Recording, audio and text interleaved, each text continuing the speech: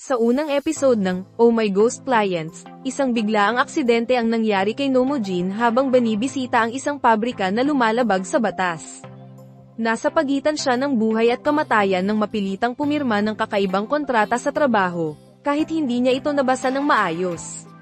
Bagamat nailigtas ang buhay niya, may kapalit ang kanyang muling pagkabuhay. Sa mga susunod na eksena, makikita natin ang kakaibang nangyayari kay Nomojin.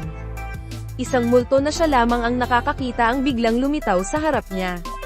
Natigilan at natakot si Nomojin, kaya sinubukan niyang tumingin ng diretso sa multo. Nang mapansin ni Go Gaeunwoo ang kakaibang kilos ni Nomojin, sinampal niya ito para maibalik sa sarili.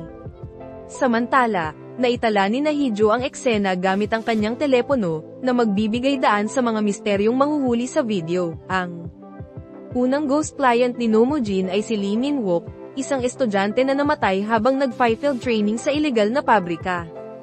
Kitang-kita sa mukha ni Lee Min-wook ang lungkot na dahilan kung bakit siya lumapit kay Nomojin para humingi ng tulong. Huwag palampasin ang mga susunod na kabanata. Ano kaya ang magiging kapalaran ni Nomojin at ng kanyang ghost clients? Manatiling nakatutok.